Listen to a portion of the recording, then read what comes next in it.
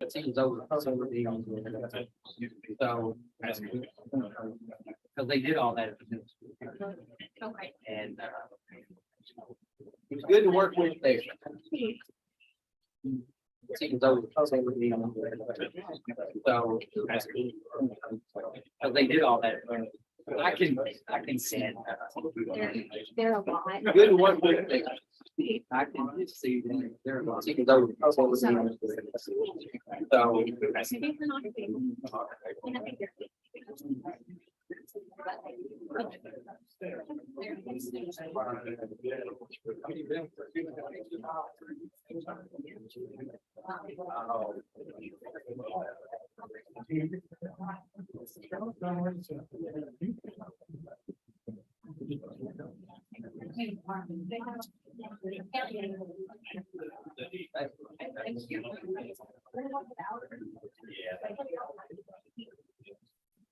that was never solved.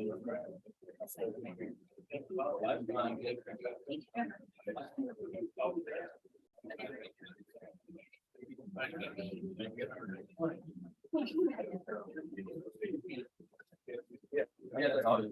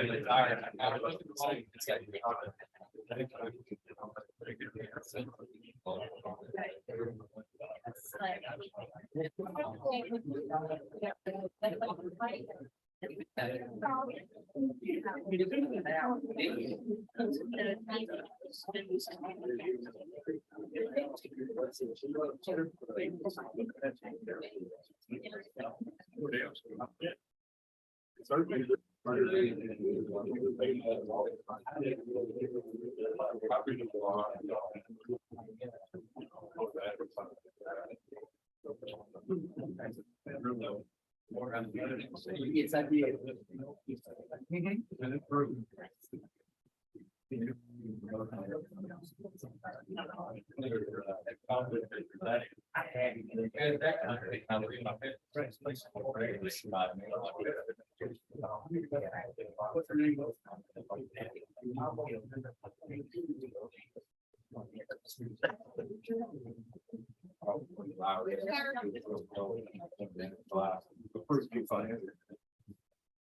While you're sitting on the beach,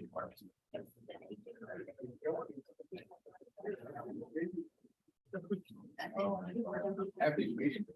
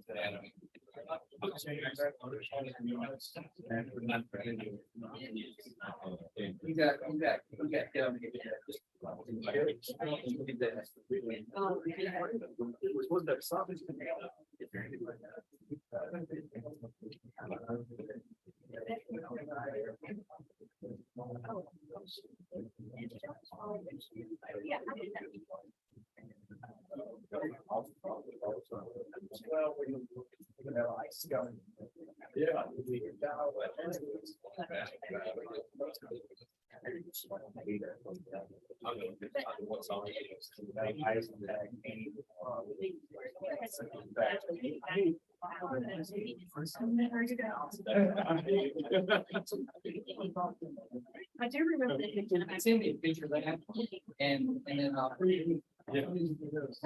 that out. It's and increase.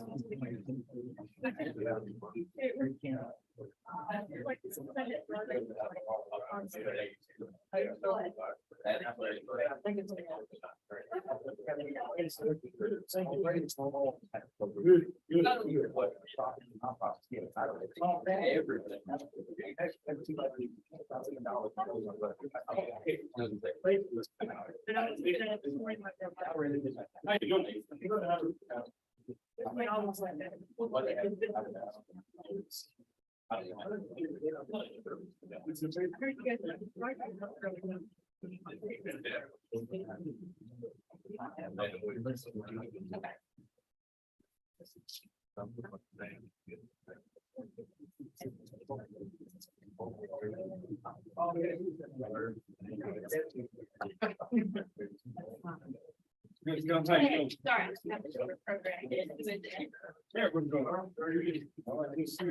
Okay, yeah, I knew it was sometime in the office, but I didn't have that. You did great being in things. I do it actually. I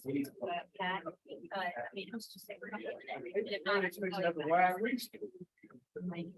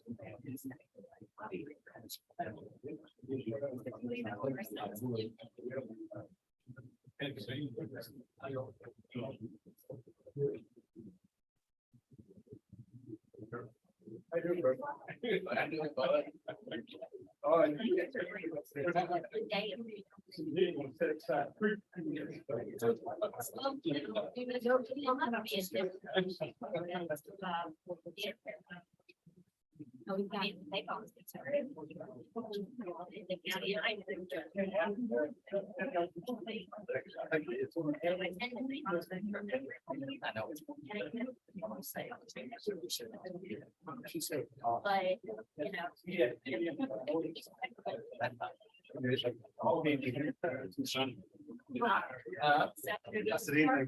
just. I'm here to serve. Listen, I don't want you to not be able to make me call. I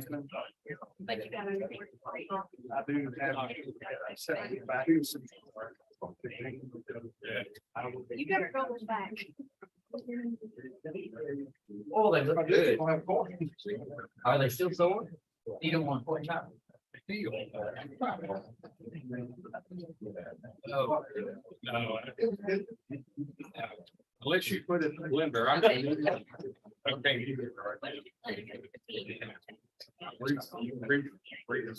Oh my God. You know what? We're gonna remember, Liz, we're gonna let you do the prayer. That's it. Anybody else? I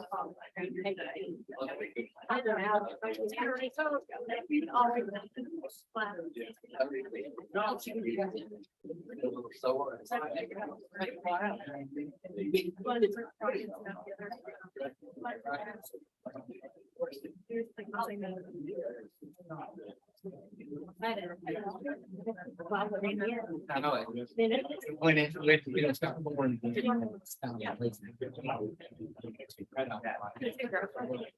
Oh. Might as well.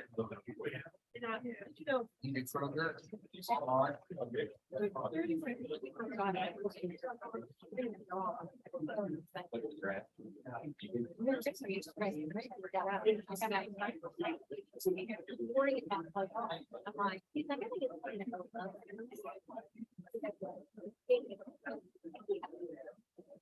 Anyway, you're not.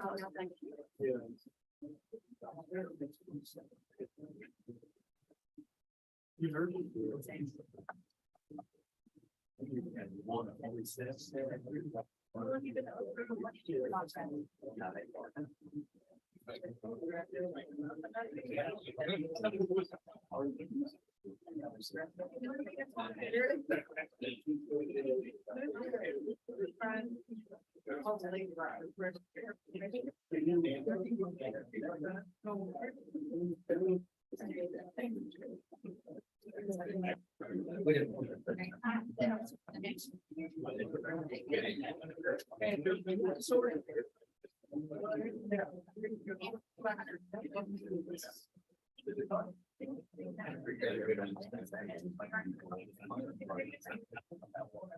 You see.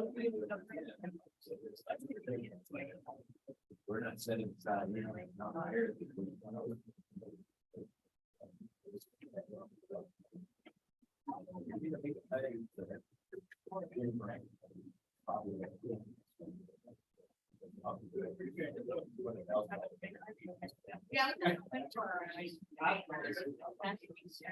No.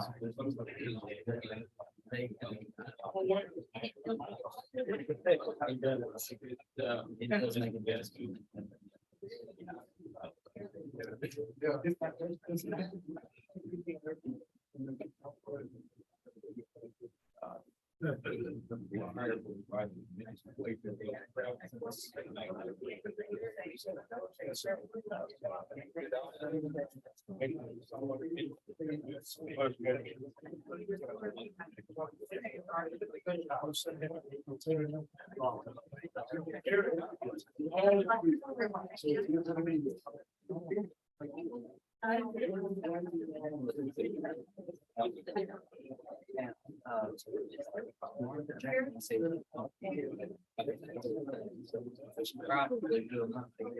Yeah.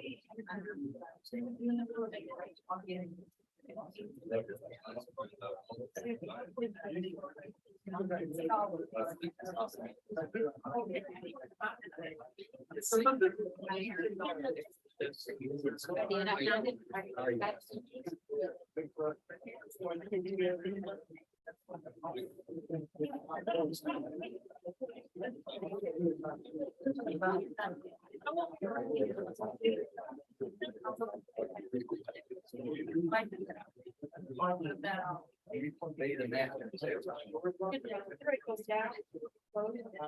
We'll have it every minute. Have it every.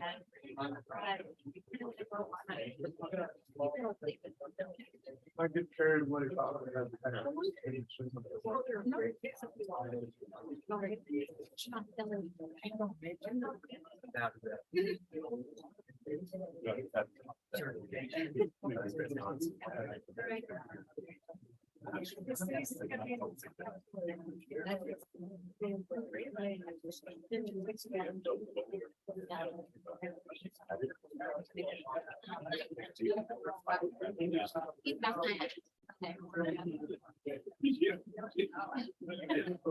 Details of the technique. Is. He just throwing anything in it. Yeah, well. Somebody needs to look at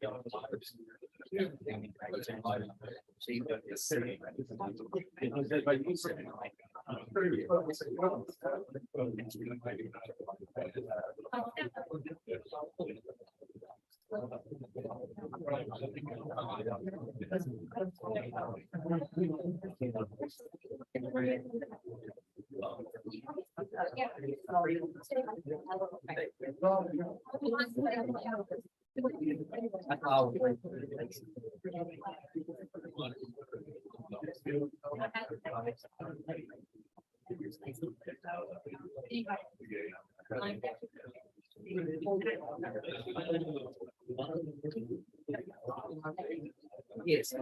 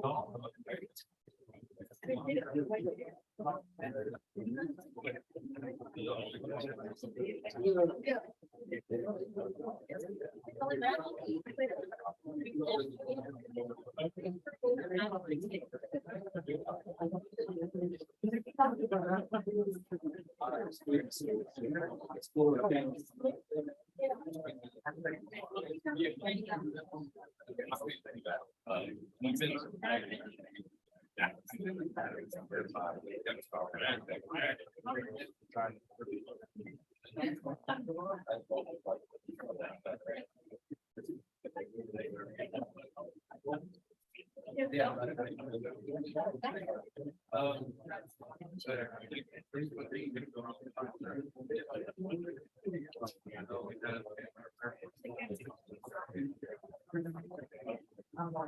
Okay, but it's not a bit more. It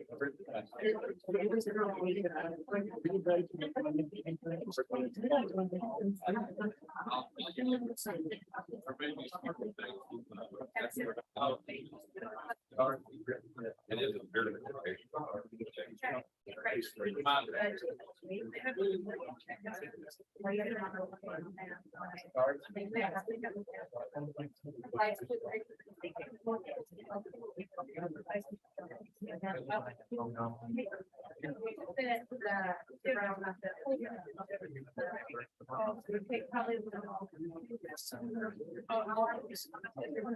they are coming.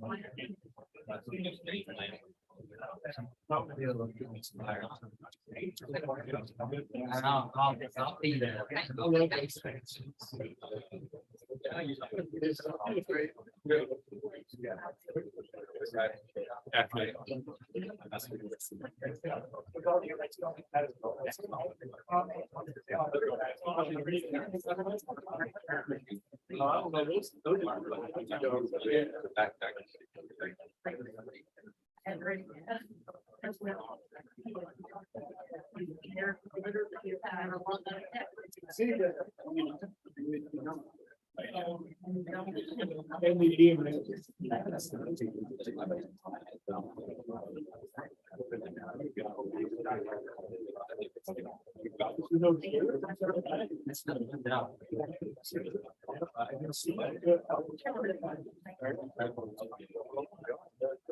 This next year.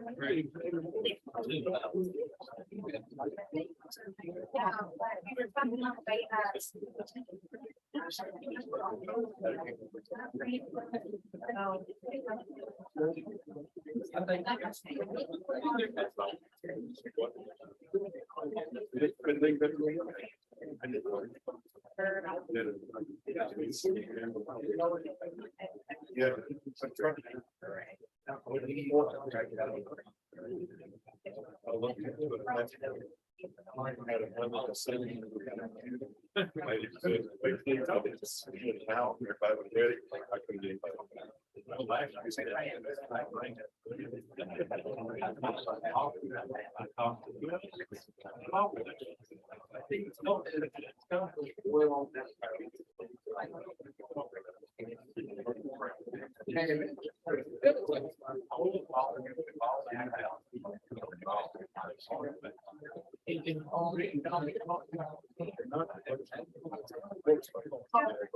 It's not the bed as far as the rest of the big truck out there, they've got to go. It's just not.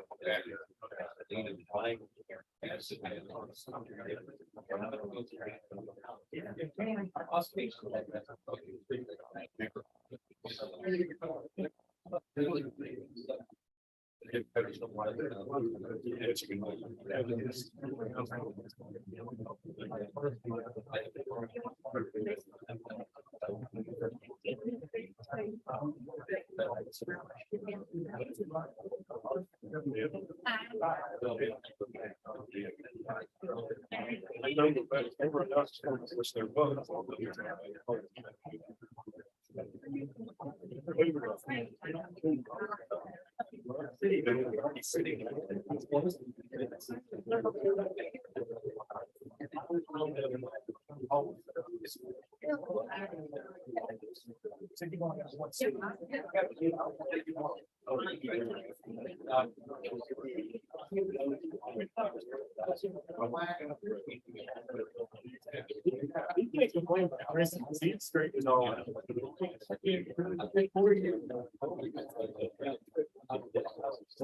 And now he.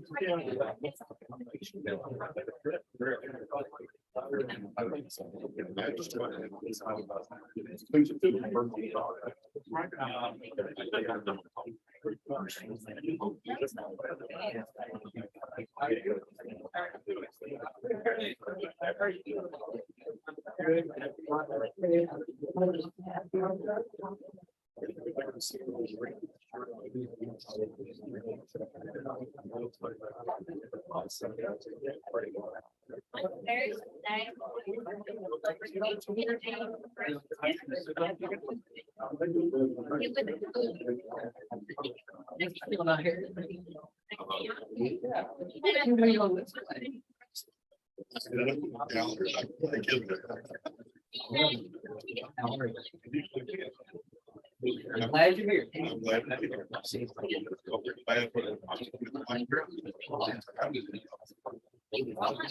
No, it's never a good crowd. They can't do anything around home, so like. But it's still. Yeah.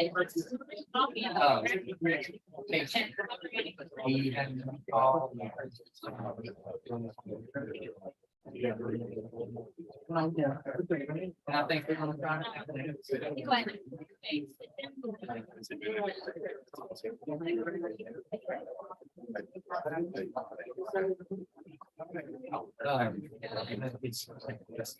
mean, that's the way our conversation.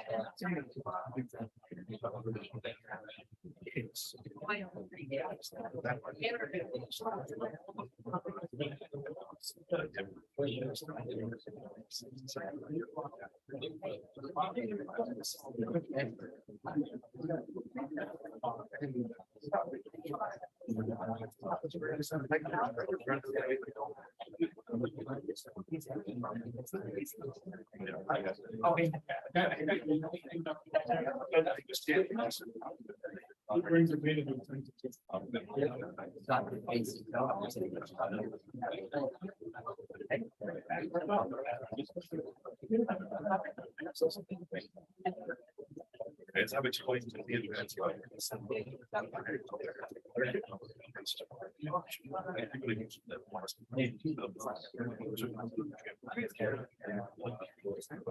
We're good. We'll let you give a little update if you like.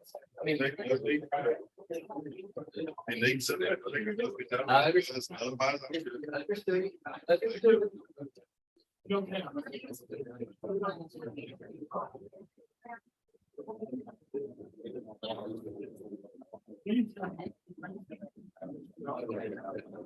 I'm gonna turn this one on. Good afternoon. Yeah. Good afternoon. Oh, that worked. Good job. We're going to go ahead and call the meeting to order. And to lead us in our pledge, we have Trigg County Judge Stan Humphreys and then followed by Christian County Judge Jerry Gillum to do our invocation. All right, so that with the police. I pledge allegiance to the flag of the United States.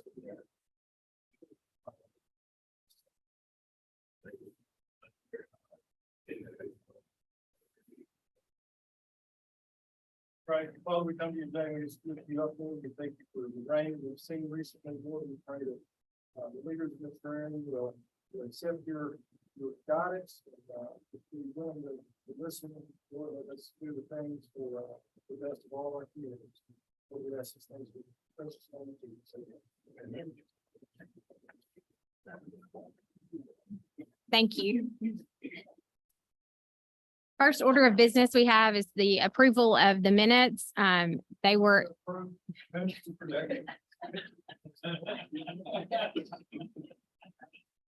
we have a motion and a second.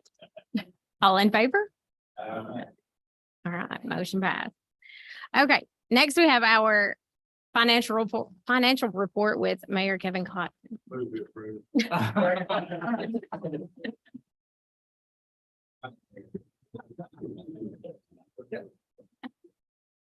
Do you want? Or do you wanna Do you want to say anything? Just that everybody did a fantastic job. We're tracking, we're doing great. We're supposed to be at 83 to 30%. We're at 58%. So budget looks great. Okay, we have a motion. Can I get a second? Second. Oh, all right. All in favor? Any opposed? All right, motion carries. Okay, for our federal and state reports, first we have Morgan Alfie with Senator Mitch McConnell's office.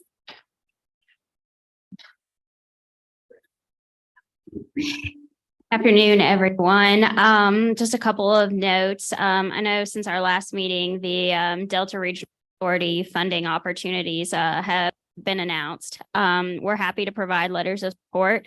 If any of you are applying for any of the DRA grants, as well as any other competitive federal grants you may be applying for. So please don't hesitate to reach out on those opportunities, and I can get you with Will Clark in our DC office, who handles our grant letters of support. The other thing that I would mention from a legislative standpoint, all eyes are kind of on the debt ceiling right now. So that is a big focal point. All four of the congressional leaders are meeting at the White House tomorrow on that issue. There was a really good article today in Politico that kind of lays out the senators' observations on the debt ceiling issue that I would encourage all of you to check out if you're interested in that topic. But otherwise, don't hesitate to reach out if we can ever be of assistance. Thank you. Thank you, Morgan. Next, we have Corey Elder with Congressman Comer.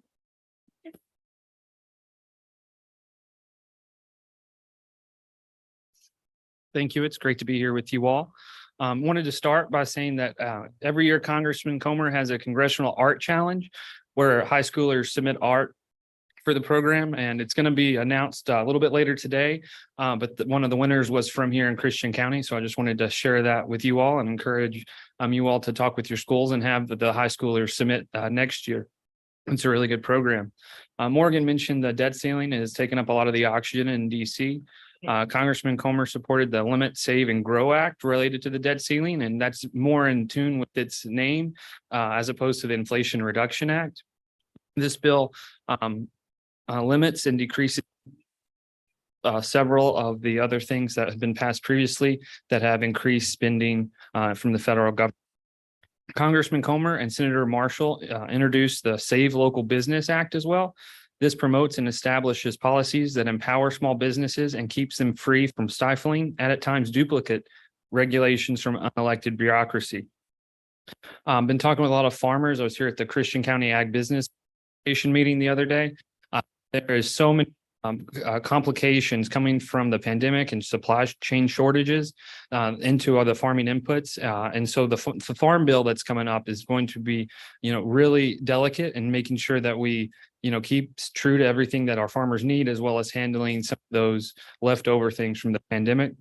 And so Congressman Comer has spent a deal of time working with local farmers to make sure that the farm bill represents what we value here in rural Kentucky and making sure that it helps our farmers. Like Morgan said, please feel free to reach out to us over any of the grants that you are applying for, or if y'all are just looking to don't have a specific grant. I met with the folks in Oak Grove the other day to kind of see what they're doing as they're experiencing a lot of growth. I'd be happy to meet and talk with you all to see if we can find a program that would be that would fit well for you all to apply for. Appreciate you all having me here today. Thank you so much. We also have State Representative Chris Freeland.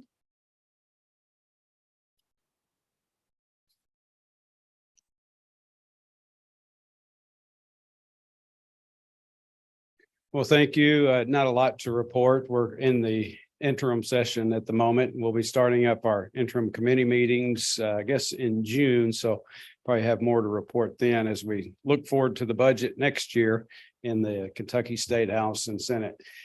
Some exciting news for Lyon County. I won't steal anyone's thunder. Glenn Kinder is here, so I'll let him make those announcements on behalf of the Edible Riverport, but some exciting news for some build-ready sites in Lyon County that I'll let them talk about, that Kentucky or Lyon County will be one of 23 in the state. So I think that's some exciting news for Lyon County that Judge Green Smith and Mayor Green and Amanda Davenport and others have worked hard to acquire, and I'm glad to support that I could.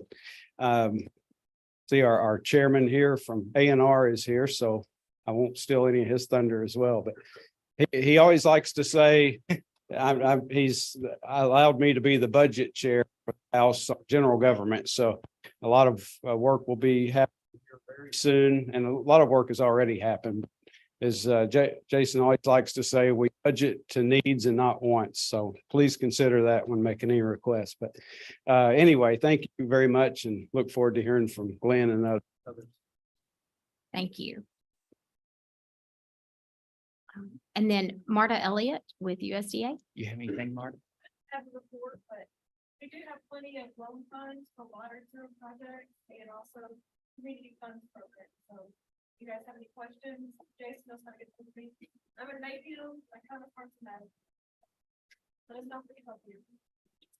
Thank you.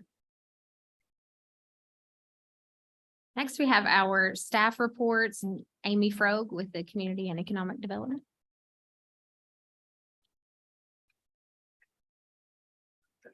Pull that microphone up pretty close, see if that helps. I don't know. Closer. Yeah, I Okay. don't know if it'll help or not. but Try.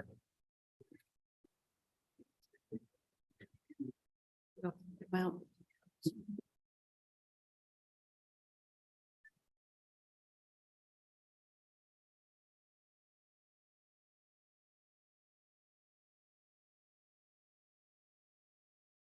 watch this will fall on me. Okay. All right. Good afternoon. Just have a couple of funding opportunities I wanted to bring you guys up to date on, and just some reminders as we're still neck deep in application season. As many of you know, I guess it was week before last, the governor announced some disaster recovery funding that is available to those counties that were impacted by the tornado in 2021 and then the flooding in East Kentucky in 2022. Beginning May the 1st, $123 million was available to communities, those 36 counties that were impacted. 80% of these funds are to be spent in Graves, Warren, Breathitt, and Hopkins County. So that's quite a bit of money that's available here to Hopkins County in particular. And then also included in that declaration was Christian, Caldwell, Lyon, and Muhlenberg from our region. This is the first round of disaster funding that will be available. And this round of funding focuses primarily on owner-occupied units that were impacted, as well as rental units for rehabilitation and reconstruction for those that were directly impacted. Those that can apply for these funds include units of local government, as well as nonprofit housing organizations. We can apply at any point in time once we have those clients identified and the public has been able to comment on that application.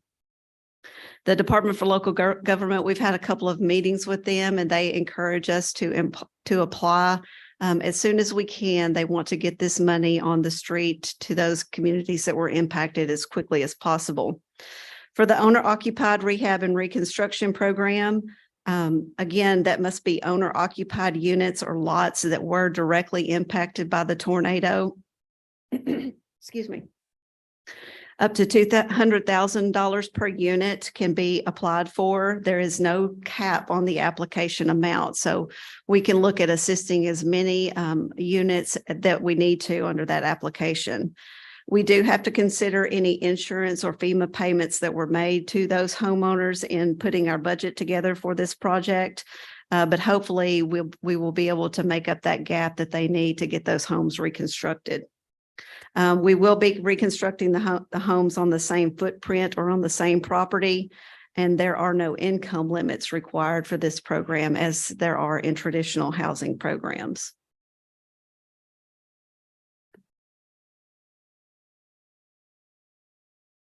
I don't know why this thing never works for me. It doesn't like me. Can you hit the next slide, Tim, please?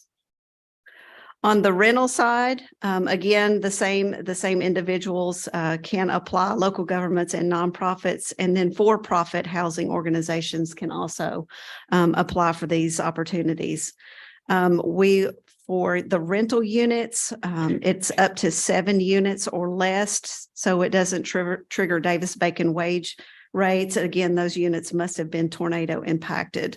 For rental units, we can apply for up to $100,000 per unit. And the same insurance and FEMA applicabilities apply here.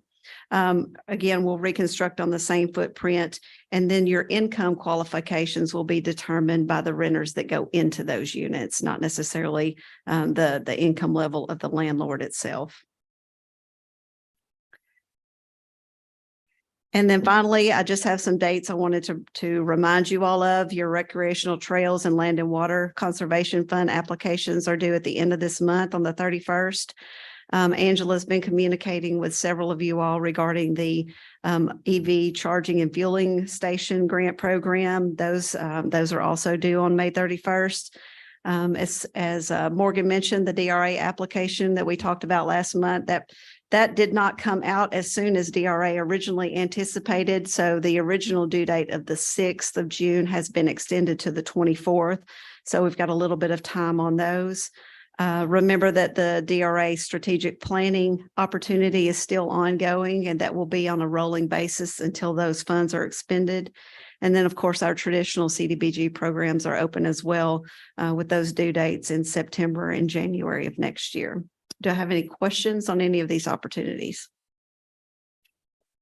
Thank you. Thank you, Amy. And from our area agency on aging and independent living, we have Miss Jill Collins.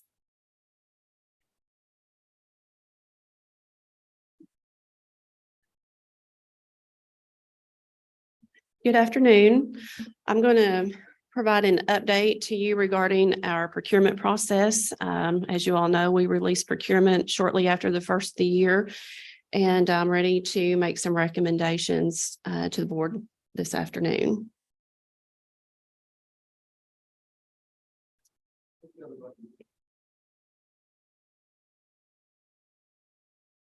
I think it was upside down. Okay. So we have met with our RFP scoring committee and our aging advisory executive committee on April the 19th and on April the 26th. Those procurement packets received were reviewed and scored by the scoring committee and then presented to the executive committee on April the 26th. Scott Marshall from the board was the representative serving with the executive committee during those meetings. As a result of the procurement submitted, we are recommending that the home care and Title III services for fiscal year 24, 25, and 26, those contract awards be made to Penny Ryle Allied Community Services, contingent upon the renewal of their personal service certification, which has been submitted to the Office of Inspector General for review and approval. We do know that all documents and training to support that have been submitted along with the payment for that certification. We're also recommending that the legal assistance procurement and bid contract be awarded to Kentucky Legal Aid. That will also be for fiscal year 24, 25, and 26. And so with that, I'm going to need a motion. Any discussion? All those in favor? Oh, yes. That, I don't know that it's annually, it could be biannually, but theirs is expired and it has been submitted for renewal along with the training documentation and other backup documentation. Any personal service agency in Kentucky that provides in-home service is required to have that certification. It is also in our contract from the Department for Aging and Independent Living that any entity or agency that we subcontract with needs to have that certification in place. Contract effective July 1, they have certification, they contingent upon certification. I just saying sometimes the way the process works, wherever it is takes longer. What if they don't have it? That has been submitted to OIG. I cannot tell you how long that process takes. I am being included in their email correspondence that lets them know that it's been received and it's going through the process for recertification, but today I cannot tell you when that will be received. These contracts are not effective until July 1, so I'm hopeful that we will have that before July 1. How many others? Agencies have applied for parental services? We had one other agency apply for home care and Title III services, just for the in-home service part. That was through Senior Helpers, but they did not submit a complete bid. It was incomplete. We did have one other group submit a bid on our nutrition program for home delivered meals, and that was Mom's Meals. And that packet as well was incomplete. The Mom's Meals is a frozen delivered meal that's delivered. Mom's Meals provides a non-traditional meal, and those are shipped to the client's house usually for 2 to 3 weeks at a time. And they're prepackaged, and then they can be frozen until the time of consumption.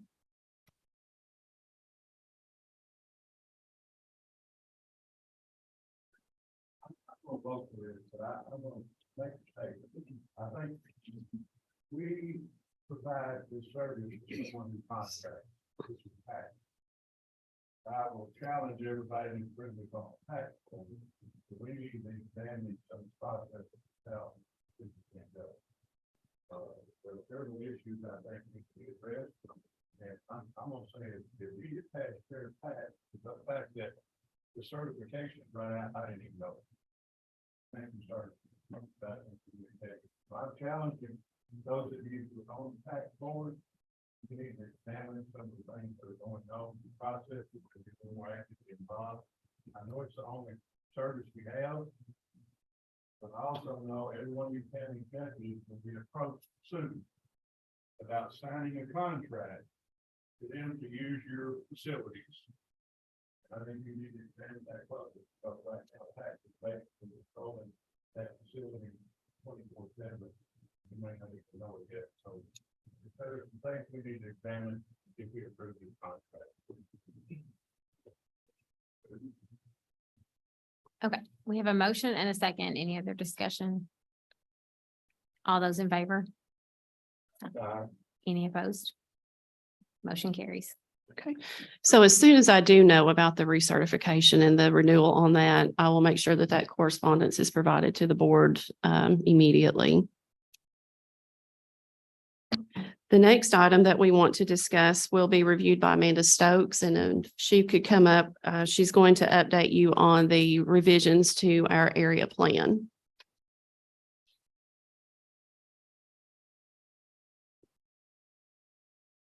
You will find this list of area plan revisions in your packet.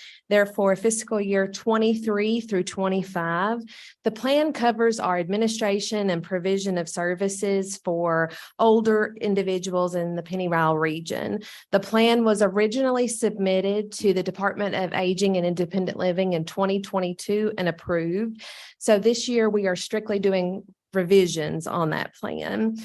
Just a quick recap of these sections and what some of those revisions include are our updated allocations, current expenses, the number of clients we've served, special populations served.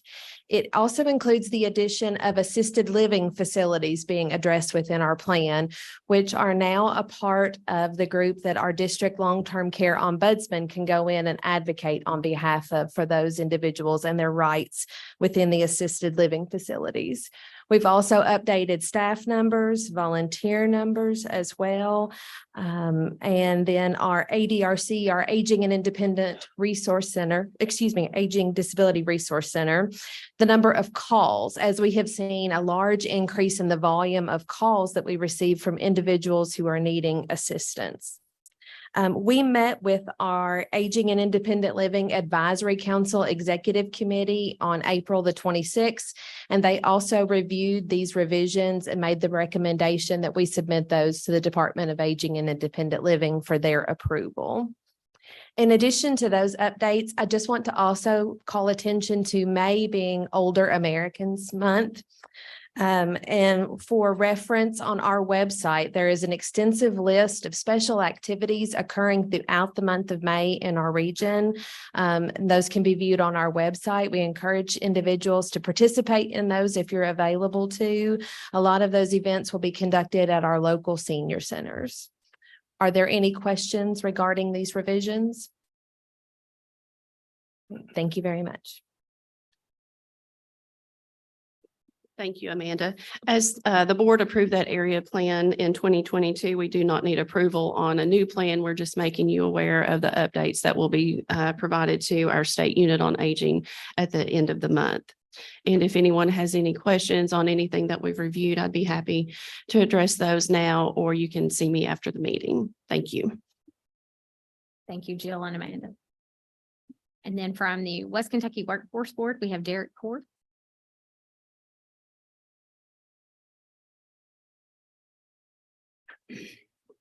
All right, good morning, friends.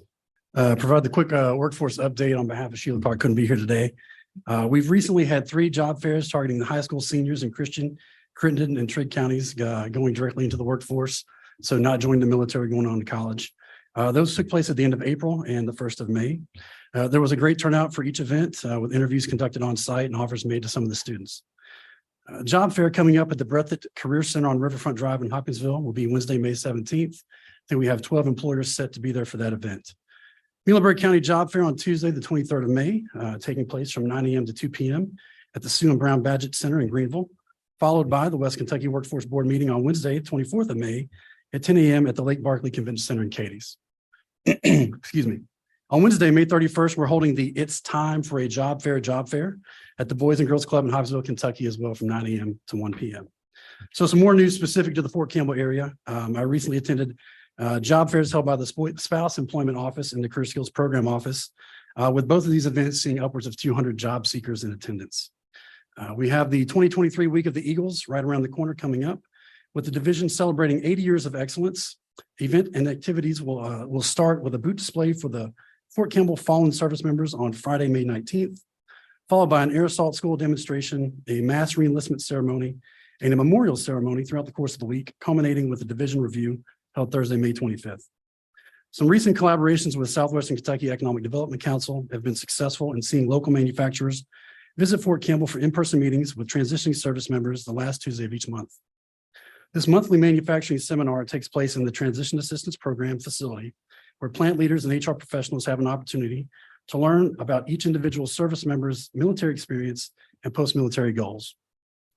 This also provides an opportunity for them to provide insight to the manufacturing industry and also speaking to the company's local and global impact, as well as career opportunities and benefits. So that event ties directly into another effort that we've been working on, which we're calling the Industry Spotlight Series. So again, in partnership with Southwestern Kentucky Economic Development Council, I'm going to visit a local employer for a very simple kind of 2 to 3 minute soundbite video. Think selfie style, flip your phone around, just very casual engagement, where we get to know a little bit about the company and again, their local and global impact, as well as the career opportunities within the company. The other thing we want to highlight is if the company has a veteran on staff, allowing them to come in and participate and speak to what it is that they enjoy about working with that particular company. The in-state goal of these 2 efforts is essentially to highlight the company on social media, preferably LinkedIn, which is what most of the military service members are using and are encouraged to use.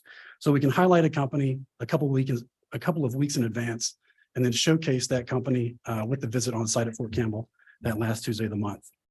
We also have a Fort Campbell Job Fair coming up the 12th and 13th of June, which I do plan to attend. I know right now the event is full, but there are opportunities to get in if a company cancels. So if you know of a company that would like to attend or like to get on the cancellation list, let me know. I'm happy to put you in touch with the individuals to make that happen. Also want to add, for anyone with knowledge of or potentially hearing a rumor about a business closure, specifically small businesses, please contact Tammy Hyde so we can jump on identifying the services and required resources needed. So pending any questions, that concludes our report. Derek. There are no issues to report under our monthly Code of Ethics report. Next, we have our guest speaker, Mr. Glenn Kinder with the Edible Riverport and Industrial Development Authority. Come on up, Glenn. I don't guess you had a PowerPoint or anything, do you? No, that's how old school we are. Understood. No, recently Jason reached out to me and asked if I would come and talk a little bit about the Riverport and appreciate Chris Freeland's comments, our representative, about some local positive things that we've had going on at our industrial park. Just a couple of things under Kentucky state law, the communities have an opportunity to have a same board cover a Riverport and industrial park, and that's something the mayor of the city of Eddyville undertook many years ago prior to Greg, who's here with us today.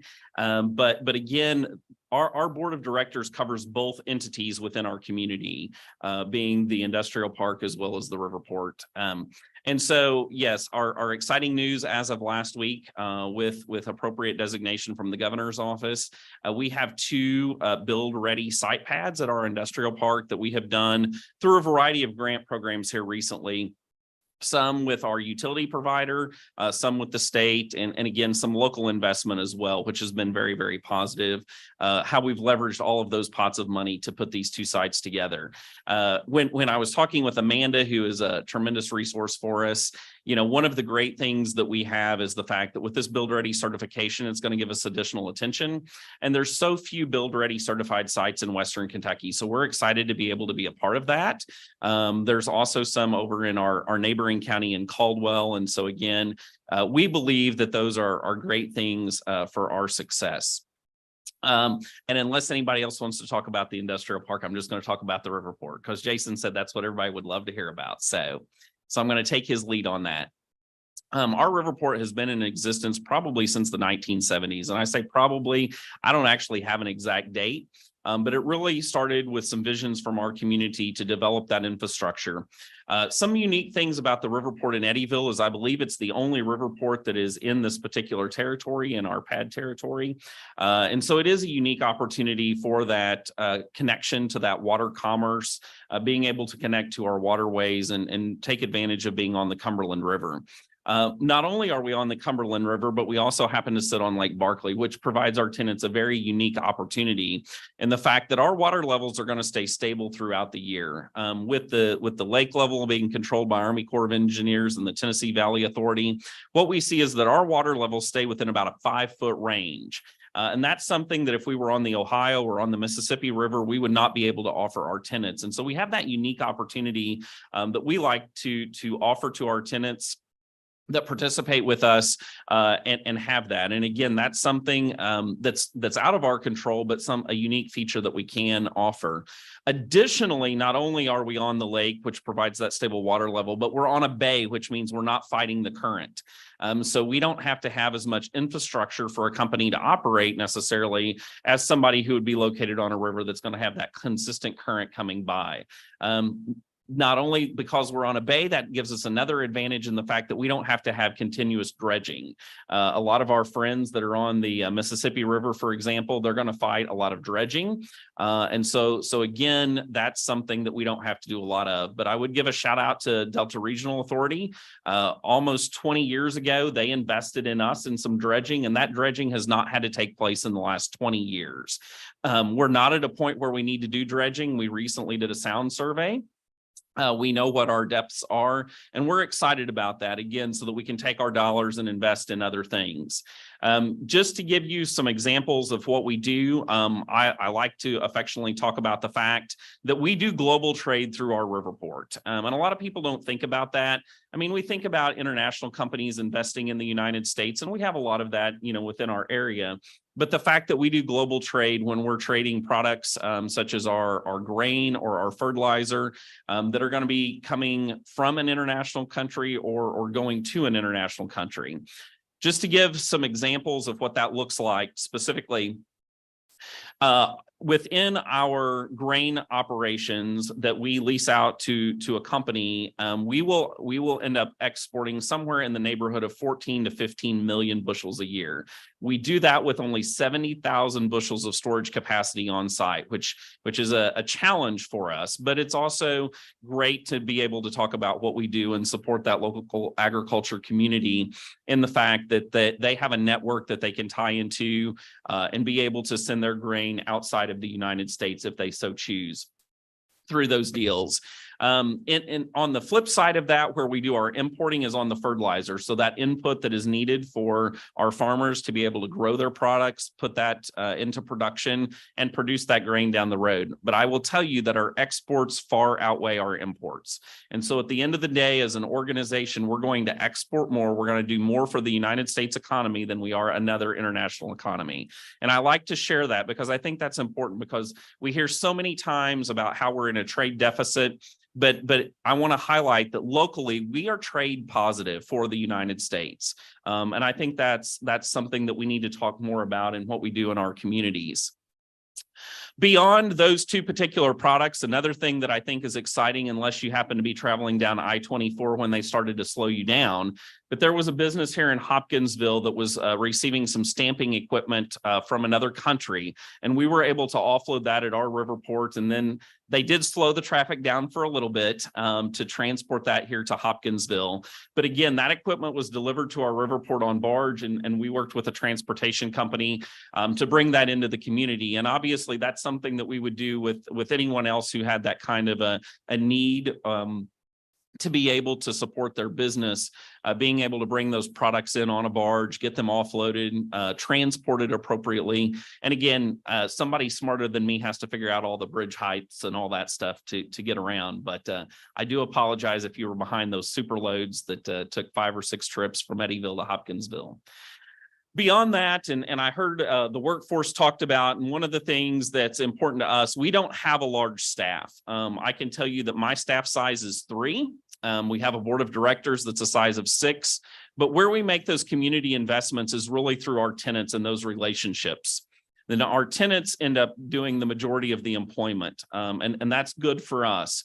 When I started on the board about 10.5 years ago, we had 3 tenants, and now we're up to 7. So business moves a little bit slowly, but the fact that we're on our way in a positive direction is something that we like to highlight. And again, talking about the fact that we're up to 7 is good. So the other businesses that we have really come into play as far as the barge side. And Michael Taylor through Paducah Barge specifically is a great local story that we're very excited to talk about. And don't let the name Paducah Barge mislead you. They are primarily operating out of Eddyville, Kentucky. So with that, and I think another great story to share with you is the fact where Mr. Taylor ends up working with our technical and community school over in Caldwell County that services 4 of our counties and our high school students. And he ends up offering internships and on-the-job experience for students that want to get into the welding and some of those more skilled trades that are not minimum wage jobs. These are jobs that are attractive to communities, attractive to our community in the fact that we have that skilled labor, and Mr. Taylor can take them and teach them on the site and put them to work. What he's going to do with them is repair barges, build barges. He's done projects where students have built barges and actually launched them into the water. So it's a neat story that a lot of people don't get the opportunity to see. But again, we take pride in the fact that we're investing in our students, investing in our community, and taking those opportunities and letting them have that experience. We also have some relationships with larger corporations, such as JF Brennan. JF Brennan is a family-owned company, but they do a significant amount of infrastructure work throughout the world as far as barges, or not barges, excuse me, but as far as dams and water features, and the making sure that they are needed inspections and repairs and other critical work that occurs along the way. What do I see for our future? And I'm going to talk just a little bit about that in a couple of avenues. First and foremost, we're excited to be talking about an announcement that came out federally with a lot of support from Senator McConnell and Representative Comer and Senator Paul for our Port Infrastructure Development Program, where we were awarded almost $5 million from the Department of Transportation in order to create more shoreline. As I've talked about, where we've grown our organization from 3 tenants to 7, we're getting a little bit low on space to lease out. that becomes a challenge. And so that's really what our PIDP is all about, is expanding the opportunity for more businesses to come in. And with that, we're hoping to do what would be known as a zero entry. You might call it a boat ramp, but we call it a zero entry opportunity for people to be able to put barges in and out. A little bit more fancy than what you would see at a boat ramp for a recreational boat. But that project is moving forward. We're very excited about that and excited about that investment in our community. To our knowledge, that is probably one of the largest economic development investments that we have received from the federal government in our area. And I can tell you this was the first time that our organization dabbled in multi-million-dollar grants, and we were very successful. And so we're excited about what that means. And again, it takes a lot of support from our community, from a lot of individuals to be able to get us there. With that, there's a couple of other things that have to happen, as far as, what does that look like next? We are looking at other opportunities, not only in our industrial park, but also in our river port. And we have a couple of contracts that are going to force us into some future multi-million-dollar decisions as we work through that. And so again, we want to continue to grow. That's kind of the name of the game. But I tell you, and I'm not going to pick on any state legislators in particular, but since I know they're in the room, here's our largest limiting factor. And that is the state of Kentucky and their investment in river ports is so minimal compared to our neighboring states, it leaves us at a significant disadvantage. Specifically, the state of Kentucky only puts $500,000 into their river ports on an annual basis. Our neighbors in Illinois are investing almost $40 million a year. Our neighbors in Ohio will put in over $10 million a year. Our neighbors in Missouri are also looking, and yes, I said that with an A and not an E. Our neighbors over there are also going to be putting in an excess of 10 or 20 million. And that's something that we want to talk about for future opportunities, and the fact that we want our river ports to continue to be competitive. We want them to continue to be opportunities for individuals and companies to choose to locate in Kentucky. But one of the things that we really have to work with on a state level is the amount of money that the state of Kentucky puts into these organizations. We only have 7 developed river ports in the state of Kentucky, and we all have to compete for that same money on an annual basis. And so that's one of the things that we're going to be continuing to talk about. And our peer river ports throughout the state are going to continue to talk about. We all work well together. We all have great relationships. We're not competitive with one another. If we look at our PIDP program in particular, Paducah went in 2021 and they were successful. In 2022, it was Eddyville. And I can tell you that in 2023, Hickman Fulton is going to be putting forward an application, and we want to support them. Again, we want to support all of our ports together. We know that being able to support one another is important. And if we can't feel a need for something, we want one of our peer ports to be able to do it. And we certainly don't want to see those dollars go outside the state of Kentucky. We would rather figure out a way to keep them in Kentucky than to send them somewhere else. And again, we've had a lot of great federal support for our river port development. So Jason, do I get a chance to take questions or not? You do. Oh, wow. Okay. So He said I had 15 minutes, so I tried to stick to it. I've got one for you if nobody else does. So recently I had an opportunity to visit the port at Savannah, Georgia. And one of their main issues that's impacting them are truck driver shortage. So what they were talking about during their presentation was their need to better utilize the inland waterways for delivery. Do you all see, of course, they're mainly container. Do you all ever see in the future a container business coming to the port there? Probably not. And that answer may surprise you, but let me explain. Part of the challenge that we have given our location is the fact that every barge that comes through is going to have to go through the lock on Kentucky Lake. And let me tell you how important that upgrade is that the federal government has invested in Kentucky Lake's upgrade. The fact that they can move more barges through that lock system is going to be significant as we look forward.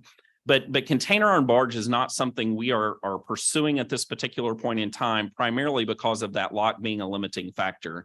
And a lot of the ships that those barges come on are not going to be capable of fitting through that particular lock system. Now, again, all of our ports play well together. And again, I think there's some others in Kentucky, such as Hickman Fulton, that there are no locks on the Mississippi River between where they are located in the Gulf of Mexico.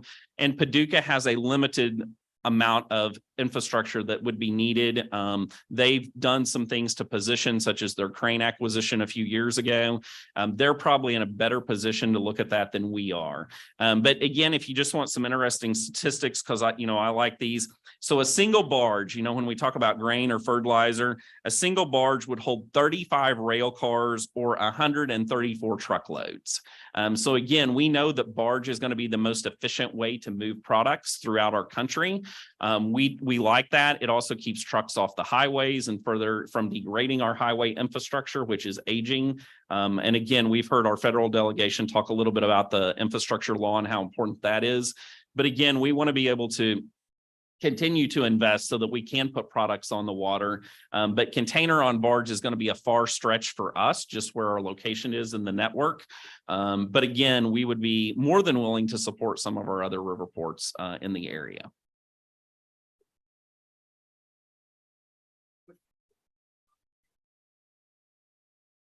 To be determined, but I can tell you that it's going to be in the neighborhood of 600 feet approximately, is kind of the scope of that particular project. And that's not all on a single line. Again, I can dial in what that actually looks like a little bit more.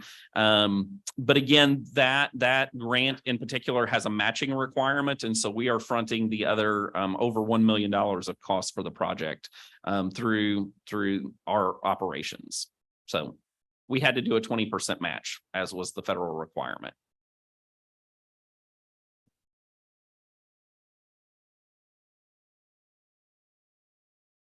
Anything else? I think I've entertained you all enough, so I'm going to turn it back over to Jason. I'm sure he's got something more exciting to talk about. Well, Glenn, I'll just say you and your board job there with the port, and thanks for being here today. And I think it's always great to showcase things that are going on throughout our region. And I'm sure a lot of folks don't realize what actually goes through the river port there and the quantity that goes through there. So thank you, Glenn, for that. You want me to keep going? So I do have the privilege today of introducing a couple of new board members that are with us that were recently appointed by Trigg County. And first we have Beth Sumner. Beth is the membership coordinator at the Trigg County Chamber of Commerce, and is very involved, I know, because I follow you on social media, with a lot of activities and programs that take place there in Trigg County. We'll formally welcome you here in just a second. And then secondly, Mr. Todd Wallace. Todd serves as the chair of the Trigg County Planning Commission.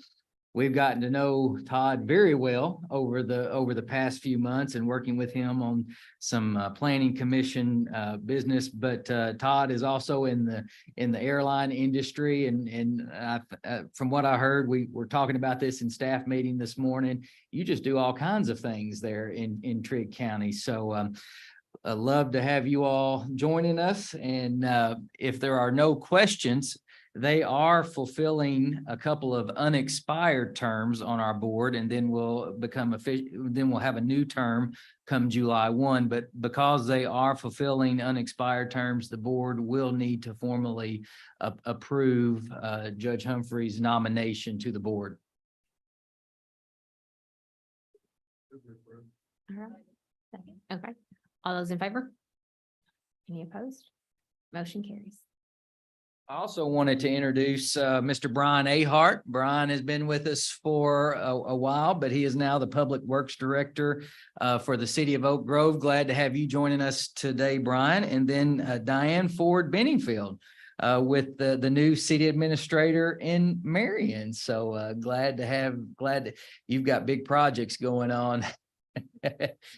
This group discusses what's going on in Marion frequently and are working alongside of you and know to call on us when you need anything. And then finally, Madam Chair, just a couple of items to draw your attention in the newsletter that is in your packet.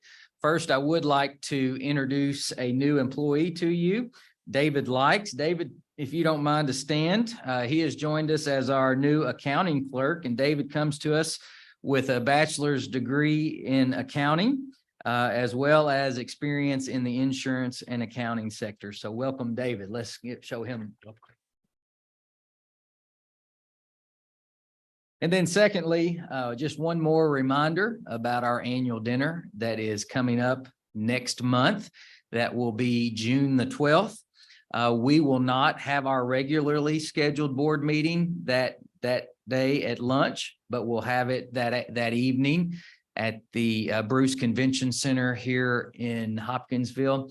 Those formal invites should be hitting your mailbox today if they didn't over the weekend. So be looking for those and get those RSVPs in here ASAP so we can make the final arrangements for that. Does anybody have any questions for me? Now the painful part of today's meeting. We do need to take a picture of all the of all the board members, and we tried to finish up just a little early so we could have a little time to do this. I'm going to turn it over to Melissa. Is there any other business? Pardon? Oh, Martha, I'm sorry. You just came in. Martha Jane King with the governor's office. Do you have a report? Oh. Understood. Understood. And there's another one down now. How about that? I might have to stay with you, Jason. That'd be fine. Good morning, everybody, or good afternoon. Sorry, excuse the tardiness, but I can't fight a tree. As everybody probably is aware by now, Wednesday, April the 26th, Governor Beshear announced $123 million in additional disaster relief for Hopkins County, Graves County, Warren County, and Breathitt County. On May the 1st, more than 123 million will be available for you to apply for. So yay, it's already there. Aren't we all glad? The money's focused on building homes, rental properties, in multifamily residential areas. So please get your applications in. We need to use this money. So let me give you the governor's schedule real quick. On May the 15th at 11 o'clock, Habitat for Humanity is going to do a check presentation for tourism and law enforcement and nonprofits. And that's going to be at Humanity 43 South Davis Street in Madisonville. Also on May the 15th at 12 o'clock, the governor's going to do a home dedication for David Moss, 1003 Clarence Woods Road in Madisonville, Hopkins County home dedication with the Fuller Center Disaster Rebuilders. The money's coming from Team Kentucky Tornado Relief Fund. They've donated $75,000 for this. And I can email this to Jason if anybody wants a copy of it sent to them. Also on May the 15th at the Livingston Central High School in Smithland, Kentucky, we're doing award presentations for Marshall and Livingston County area vocational education centers, tourism, clean water, and nonprofits. Also, May the 15th at 2:30, doing the ribbon cutting in Livingston County for the Smithland Bridge. May 23rd at 12 o'clock, yay, 20th anniversary celebration of the Todd Logan Regional Water Commission. It's going to be at 248 Tower Street in Guthrie, where the plant is. This regional event is very important to lots of counties. Todd, Logan, what's the other county? Christian, thank you. 9 cities and 4 water districts. Then on May the 23rd at 4 o'clock, the ribbon cutting at Big Rivers Electric Corporation in Owensboro. Headquarters are moving from Henderson to Owensboro. Also, one more thing, the local issues conference registration is now open, and the conference is August 16th through the 18th at the Galt House in Louisville. Please come. Thank you. Thank you, Martha Jane. Do you go ahead and just adjourn? Yeah. Okay. we need a motion to adjourn. Thank you. All right. Stick around for the picture. Yeah, don't I go think anywhere. Melissa's gonna come and direct us. I'm gonna give Melissa this microphone and she'll tell you where to go.